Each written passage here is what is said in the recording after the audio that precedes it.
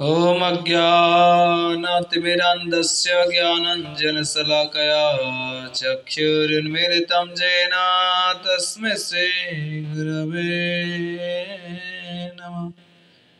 नारायणं नमस्कृत्यं नरं चैव नरोत्तमं देवीं सरस्वती व्यासं ततो जयमुदीरयेत्।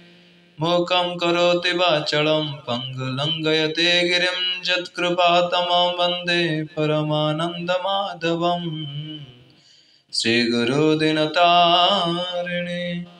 जय श्री कृष्ण चैतन्य प्रभु नित्यानंद श्री अद्वैत गदाधर शिवासादि श्री गौरभक्तवृंद।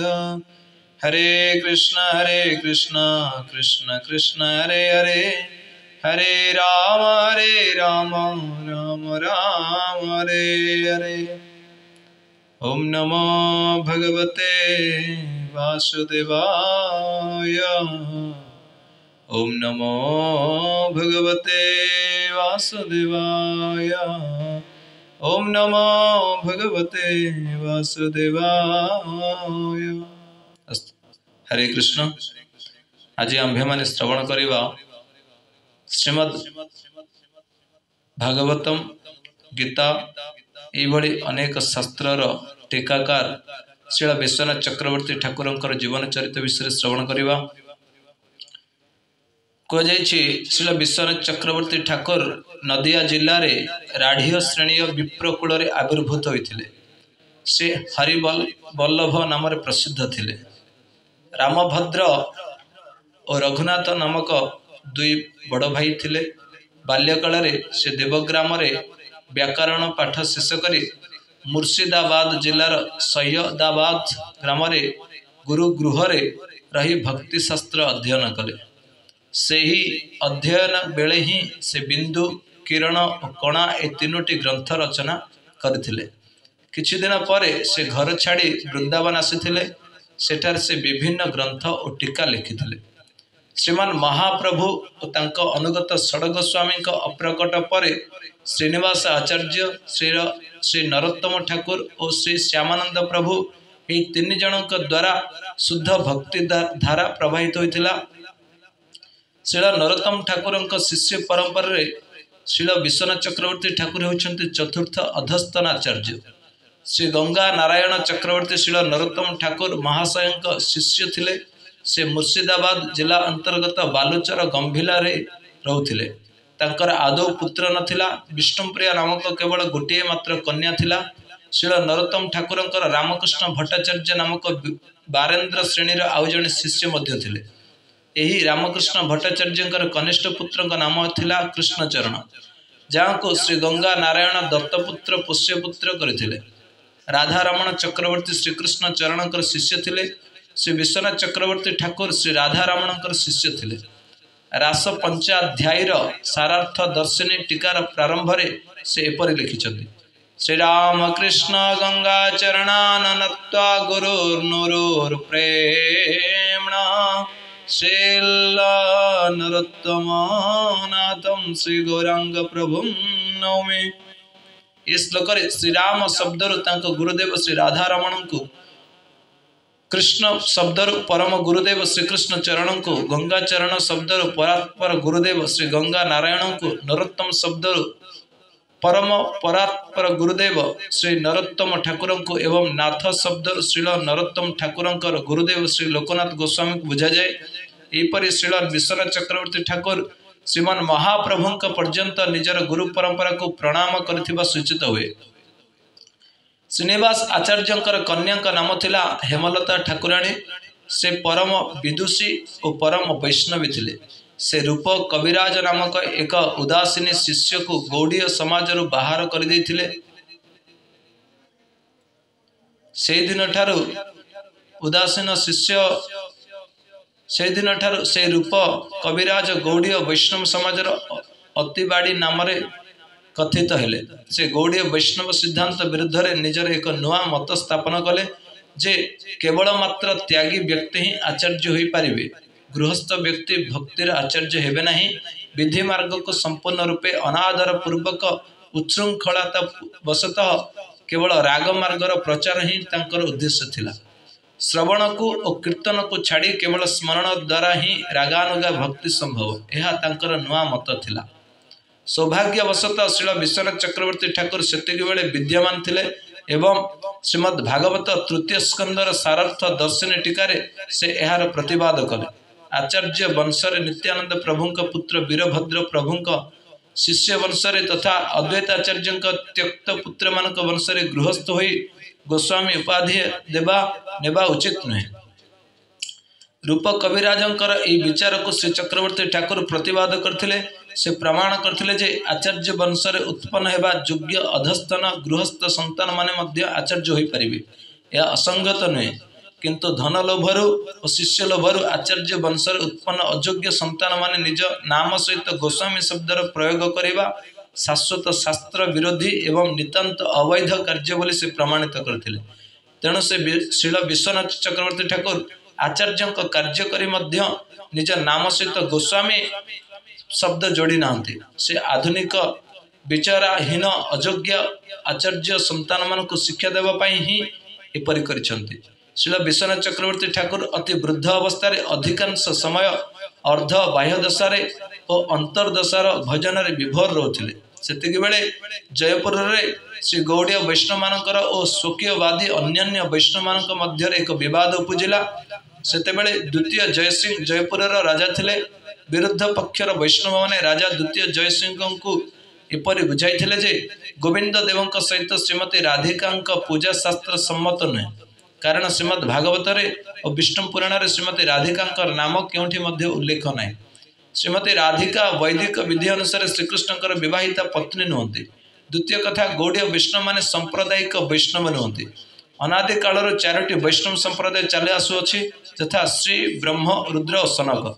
कलिजुगर यह संप्रदाय मानकर प्रधान आचार्य होती क्रमशः रामानुज मध्व विष्णु स्वामी और निम्बादित्य। गौड़ीय वैष्णव माने यही चारि वैष्णव संप्रदाय बाहर से माने शुद्ध सांप्रदायिक वैष्णव नहीं। गौड़ीय वैष्णव माने यही चारि वैष्णव संप्रदाय बाहर से माने शुद्ध सांप्रदायिक वैष्णव नुहति। विशेषतः यह वैष्णव संप्रदाय भुक्त ब्रह्मसूत्र कौन से निज भाष्य नहीं। तेणु से परंपरागत वैष्णव संप्रदाय रूपे गणाजीव नहीं। सेतेबेले राजा जयसिंह वृंदावन प्रधान गौड़ीय वैष्णव मान श्रील रूप गोस्वामी अनुगत बोली जानी श्री रामानुजीय वैष्णव मान सहित विचार पर आह्वान कले। अत्यंत वृद्ध और भजनानंदरे विभोर रहुथिबा हेतु श्री चक्रवर्ती ठाकुर निज छात्र गौड़ीय वैष्णव वेदांताचार्य पंडित कुल मुकुटमणि महोध्यायी श्रीपाद बलदेव विद्याभूषण को एवं निज शिष्य श्रीकृष्ण देव को जयपुर पठाइले। जाति गोस्वामी माने निज मध्य संप्रदायर अनुगत्य को भूली जाइथिले। ता सहित से माने वैष्णव मानकर वेदांत संबंधी विचारधारा को अनादर पूर्वक गौड़ीय वैष्णव मानक पई एक महा विपत्ति आनिथिले। श्रील बलदेव विद्याभूषण अकाट्य युक्ति और सुदृढ़ उक्ति द्वारा प्रमाणित कले जे गौड़ीय संप्रदाय माध्वानुगत शुद्ध वैष्णव संप्रदाय। उक्त संप्रदायर नाम ब्रह्म माध्व गौड़ीय वैष्णव संप्रदाय। आम पूर्वाचार्य श्रील जीव गोस्वामी कविकर्णपुर आदि या स्वीकार करिसेंति। गौड़ीय वैष्णव माने श्रीमद् भागवत को ही वेदांत सूत्र अकृत्रिम भाष्य बोली मनती। तेणु गौड़ीय वैष्णव संप्रदाय स्वतंत्र रूपे वेदांत सूत्रर कौन सी भाष्य करा जाए नहीं। विभिन्न पुराण रे श्रीमती राधिका नाम उल्लेख अच्छी। से लादिनी शक्ति श्रीकृष्ण नित्य प्रिया। श्रीमद् भागवत विशेषतः दशम स्कंदर ब्रजलीला प्रसंगे अनेक स्थाने अत्यंत गूढ़ रूपे श्रीमती राधिका उल्लेख अच्छे। सिद्धांतविद रसिक भावुक भक्त ही ये गूढ़ रहस्य को बुझी पारिबे। श्री बलदेव विद्याभूषण प्रभु से विद्वत सभा प्रतिपक्षर तर्क मान को खंड विखंड करी सेमानकर संदेह को दूर करी गौड़ीय वैष्णव मानकर बाध्यानुगत्य को प्रमाणित कले। विपक्ष माने निरुत्तर हो गले। पुणी से माने श्री गौड़ीय वैष्णव संप्रदायर कौन सी वेदांत भाष्य नथिबारु से संप्रदाय अनुगत मानक शुद्ध पारंपरिक वैष्णव बोले मानिबा को स्वीकार कले। सेतेबेले श्री बलदेव विद्याभूषण प्रभु गोविंद देवंक कृपा आशीर्वादरु सेठारे ही ब्रह्मसूत्र गोविंद भाष्य नामक सुप्रसिद्ध गौड़ीय भाष्य रचना कले। गोविंद देवଙ୍କ ମନ୍ଦିରରେ ପୁଣି ଶ୍ରୀ ଶ୍ରୀ ରାଧା ଗୋବିନ୍ଦ सेवा पूजा प्रारंभ ହେଲା एवं गौड़ीय संप्रदाय को श्री ब्रह्ममाध्य गौड़ीय संप्रदाय वैष्णव संप्रदाय रूपे मान्यता दिगला। श्री चक्रवर्ती ठाकुर सम्मति क्रम ही श्री बलदेव विद्याभूषण प्रभु गोविंद भाष्य रचना कले तथा गौड़ीय वैष्णव मानकर माध्यानुगत्य को प्रमाणित कले। एथिरु संदेहर अवकाश नहीं। श्री विश्वनाथ चक्रवर्ती ठाकुर सांप्रदायिक कार्य गौड़ीय वैष्णव इतिहास में स्वर्णाक्षर लिपिबद्ध हो रहिबो। श्रील विश्वनाथ चक्रवर्ती ठाकुर स्वरचित मंत्रार्थ दीपिका एक विशेष घटना उल्लेख करछंती। थरे से चैतन्य चरितामृतर पाठ करुथिबा बेले काम गायत्री अर्थ को निम्नलिखित पद को विचार कले। काम गायत्री मंत्र रूप हय कृष्णेर स्वरूप सार्ध 24 अक्षर तार हय से अक्षर चंद्र हय कृष्ण करी उदय त्रिजगत कैला काममय। अर्थात काम गायत्री मंत्र श्रीकृष्ण स्वरूप यही मंत्र राजर 24.5 अक्षर अच्छी एवं यही मंत्र प्रत्येक अक्षर पूर्ण चंद्र यही चंद्र माने कृष्ण को उदित कर त्रिजगत को प्रेममय कर दियंती। चैतन्य चरितामृत वर्णना कर पदस्थ काम गायत्री 24.5 अक्षर अच्छी बोली कही किंतु क्यों अक्षरटी अर्धाक्षर बहुत चिंता कला परे मध्य श्री विश्वनाथ चक्रवर्ती ठाकुर ता बुझी पारे नहीं। व्याकरण पुराण तंत्र नाट्य और अलंकार आदि शास्त्र मान को विशेष भाव खोजाखोजी कला परे मध्य से केउठी अर्धाक्षर उल्लेख पाइले नहीं। शास्त्र स्वरवर्ण व्यंजन वर्णर भेदर तांकु 50 अक्षर ही उल्लेख मिलला किंतु केउठारे हेले अर्धाक्षर कौनसी संधान मिलेला नहीं। श्री जीव गोस्वामी द्वारा रचित श्री हरिनामामृत व्याकरणर संज्ञा पदर स्वर व्यंजन वर्णर प्रसंगे से 50 अक्षर ही उल्लेख देखिले। मातृका न्यास आदि रे मध्य मातृका रूपर ध्यान रे केउठी मध्य तांकु अर्धाक्षर उल्लेख मिलेला नहीं। बृहत नारदीय पुराणस्थ राधिका सहस्त्र नाम स्तोत्र रे वृंदावनेश्वरी श्रीमती राधिका 50 वर्ण रूपिणी कहुई देखी श्रील चक्रवर्ती ठाकुर सन्देह आहरी बढ़ीगला। से भाविले जे कौन श्रील कविराज गोस्वामी भ्रमवशत पर लिखिंट किंतु तांकोठारे भ्रम हेबार संभावना नहीं कारण से भ्रम प्रमाद आदि दोषर सर्वदा रहित सर्वज्ञ अटंती। जदि उक्त मंत्र रे खंड को अर्धाक्षर धरा जाए तबे क्रम भंगर दोष उपस्थित हो कारण से एपरि वर्णना कर सखी हे कृष्ण मुख द्विजा राज राज कृष्ण बापु सिंहासने बसी राज्य शासने करे संगे चंद्रेर समाज दुई गंड सूचि कण जिनि माणि सुदर्पण से दुई पूर्ण चंद्र जाने ललटे अष्टमिंदु ताहते चंदन बिंदु से एक पूर्ण चंद्रमा कना कर नख चंदेर हटा बंसी ऊपर करे नटा तार गीत मुराली रताना पद नख चंद्र गणा तले करे नार्तना नुपुरेर ध्वनि जार गाना नुपुरेर ध्वनि जार गाना। श्रील कृष्णदास कविराज गोस्वामी उक्त पंक्ति गुड़िकर प्रथमे कृष्ण मुख को एक चंद्र कही तत्पश्चात तांकर गंड जुगल को गोटे गोटे पूर्ण चंद्र कही ललाटर उपर भागस्थ चंदन बिंदु को चतुर्थ पूर्ण चंद्र बोली कही एवं ललाट को अष्टमी चंद्र अर्थात अर्धचंद्र कही। यही वर्णानुसारे पंचम अक्षर ही अर्धाक्षर किंतु खंड त को अर्धाक्षर मानिले अंतिम अक्षर ही अर्धाक्षर होची पंचम अक्षर अर्धाक्षर हो पारु नहीं। श्रील विश्वनाथ चक्रवर्ती ठाकुर अर्धाक्षर निर्णय करी न पारी बड़े द्विधारे पड़िले से विचार कले जदि मंत्राक्षर स्फूर्ति न हुए तबे मंत्र देवता स्फूर्ति हेबा असंभव। अतएव उपास्य देवता दर्शन बिना मरीजा ही भल। यह चिंता करी से देह छाड़िबार अभिलाषरु राति राधाकुंड तटे उपस्थित हेले। रातिर द्वितीय प्रहर व्यतीत हेबा परे अकस्मात चंद्रास्थिति से श्री वृषभानु नंदिनी को दर्शन कले। श्री राधा बड़ स्नेहरे कहले, हे विश्वनाथ, हे हरिवल्लभ, दुख कर नहीं। कृष्णदास कविराज जहाँ लिखिचंती ता परम सत्य। मो अनुग्रहरु से मो अंतकरणर सब भावना को जानते। तांका वचन रे तेले मात्र संदेह कर नहीं। काम गायत्री मोर एवं मो प्राणवल्लभ उपासना मंत्र। मंत्राक्षर द्वारा आमे भक्तंक निकट रे प्रकाशित होइथाउ। मो अनुग्रह बिना केही आम दुई जन को जानी परिबे नहीं। वर्णागम भास्वत नामक ग्रंथ रे अर्धाक्षर निरूपण करा जायछि। ताकु देखि श्रील कवि कृष्णदास कविराज काम गायत्री स्वरूप निर्णय करिसंती। तुमे यह देखि श्रद्धालु मानक उपकार पाए यार अर्थ को प्रकाश कर। स्वयं वृषभानु नंदिनी श्रीमती राधिका यही आदेश को सुनी श्री विश्वनाथ चक्रवर्ती ठाकुर जागी उठिले। हे राधे, हा राधे कही विलाप करने को लगिले। पुणी धैर्य धरी तांको आज्ञा पालिबा को तत्पर हेले।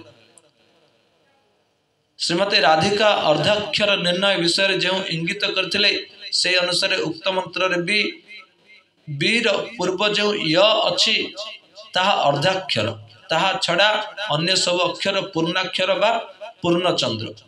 श्रीमती राधिका कृपार मंत्र अर्थ अवगत होई श्री विश्वनाथ चक्रवर्ती ठाकुर निज इष्ट देव को साक्षात दर्शन कले एवं सिद्ध देह द्वारा नित्य लीला रे परिकरत्व पाइले।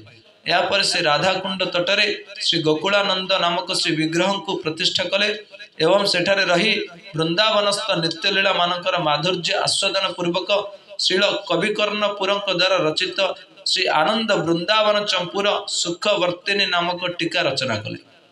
राधा परस्तिर कुटीर वर्तिना प्राप्तव्य वृंदावन चक्रवर्तिना आनंद चंपो विभ्रूते प्रवर्तिना संतो गति में सुमहानिवर्तिना।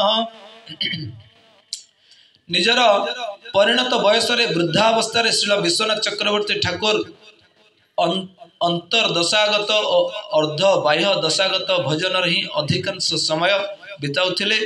तांको प्रधान शिष्य श्री बलदेव विद्याभूषण ही तांको स्थाने शास्त्र अध्यापन कार्य करने को लगिले। परकीयवादर पुनः स्थापन प्रसंग षडगोस्वामी अप्रकट पर श्रीधाम वृंदावन स्वकीय और परकीयवाद मतभेद देखादेला। श्री विश्वनाथ चक्रवर्ती ठाकुर स्वकीयवादर भ्रम को दूर करने सुसिद्धांत पूर्ण राग वर्तम चंद्रिका और गोपी प्रेमामृत नामक ग्रंथ रचना कले। तत्पश्चात से उज्ज्वल नीलमणिर लघुत्व मात्र श्लोकर आनंद चंद्रिका टीकार शास्त्रीय प्रमाण और अकाट्य युक्ति द्वारा स्वकीयवाद को खंडन कर परकीय विचार को स्थापन कले। श्रीमद् भागवतर सारार्थ दर्शिनी टीकार मध्य से परकीय भाव पुष्टि करिसेंती। एपरि कह जाए जे सही समय कतिपय पंडित व्यक्ति परकीय उपासना विषय श्री विश्वनाथ चक्रवर्ती ठाकुर को विरोध कले, किंतु से निजर प्रगाढ़ विद्वत्ता अकाट्य युक्ति द्वारा सेमानंको परास्त कले। फल पंडित माने ईर्षान्वित हो जीवन में मारिदेवा को संकल्प नेले। श्री विश्वनाथ चक्रवर्ती ठाकुर प्रतिदिन सकाळे वृंदावन धाम परिक्रमा करथिले। प्रभातकालीन परिक्रमा बेले एक घन अंधकार पूर्ण कुंजरे तांको जीवन में मारिदेवा को योजना कले। प्रतिदिन भली चक्रवर्ती ठाकुर परिक्रमा करी करी उक्त कुंज निकटरे पहुंचवा पर विरोधी माने तांको मारिबा उद्यत हुएते अकस्मात से माने देखिले जे तांको स्थान एक सुंदरी ब्रजबालिका निज 2-3 जन सखी मानक सहित फूल तोलुछंती। पंडित माने से बालिका को पचारे, झियो एबे जने महात्मा ये बाटरे आसुथिले, से कुआडे गले, तुमे तांको देखिछ कि? बालिकाटी उत्तर देला, देखिथिले किंतु कुआडे गले जाने नहीं। बालिकार अद्भुत रूप सौंदर्य कटाक्ष भाव भंगी और स्मितहास्य को देखि पंडित माने मुग्ध हो गले।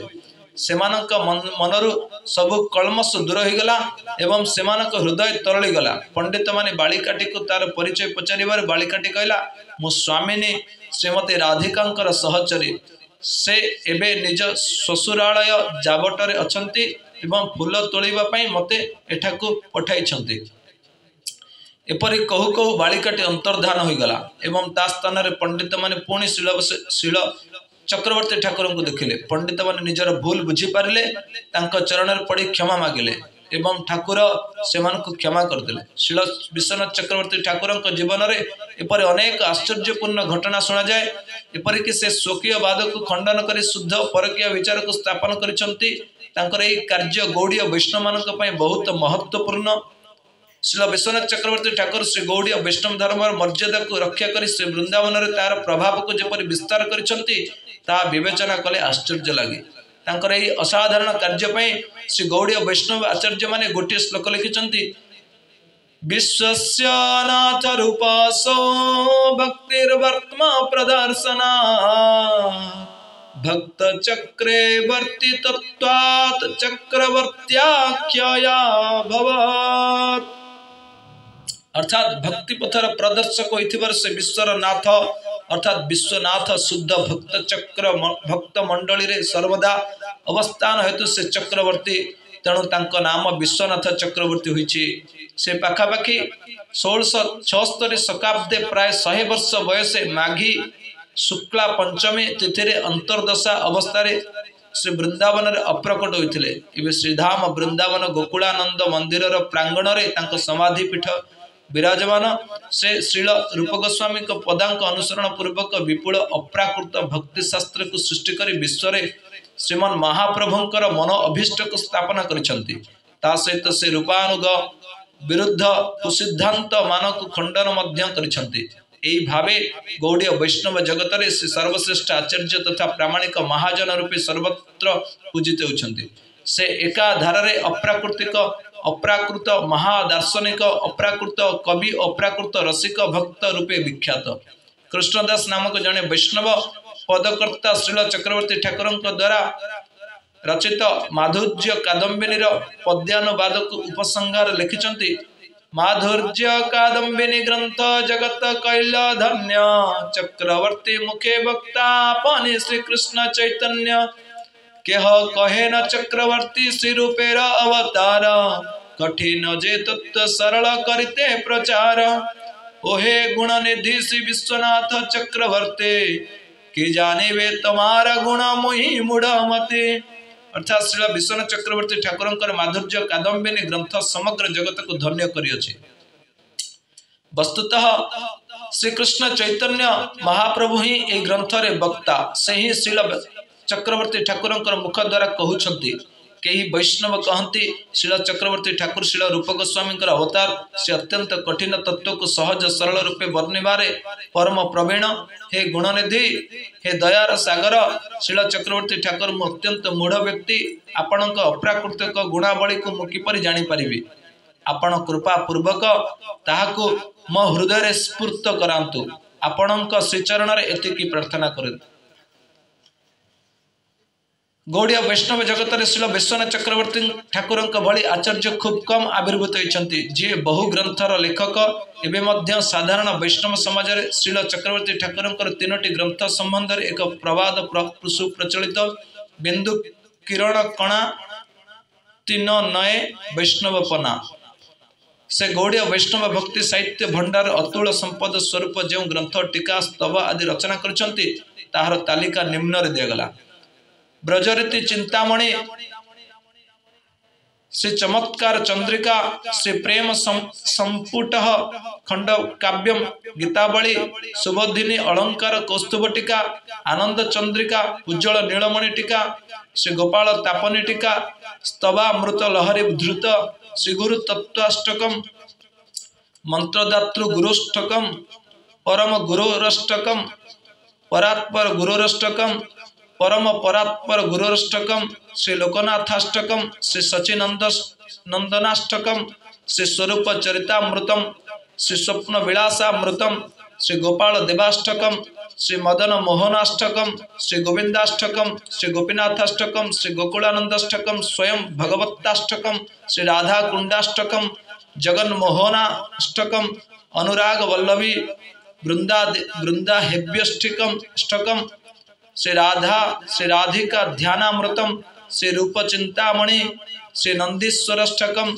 श्री वृंदावनाष्टकम, श्री गोवर्धनाष्टकम, श्री संकल्प कल्पद्रुम, निकुंज केली बिरुदावली, बिरुक काव्य, सुरत कथामृतम, आर्य शतकम, श्री श्याम कुंडाष्टकम, श्री कृष्ण भावनामृतम महाकाव्यम, श्री भागवत मृत कणा, श्री उज्ज्वल नीलमणि किरण, श्री भक्ति रसामृत सिंधु बिंदु, राग वर्तम चंद्रिका, ऐश्वर्य कादम्बिनी अप्राप्य, श्री माधुर्य कादम्बिनी, श्री भक्ति रसामृत सिंधु टीका, श्री आनंद वृंदावन चपुटिका, दान केली कौमुदी टीका, श्री ललित माधव नाटक टीका, श्री चैतन्य चरितामृत टीका,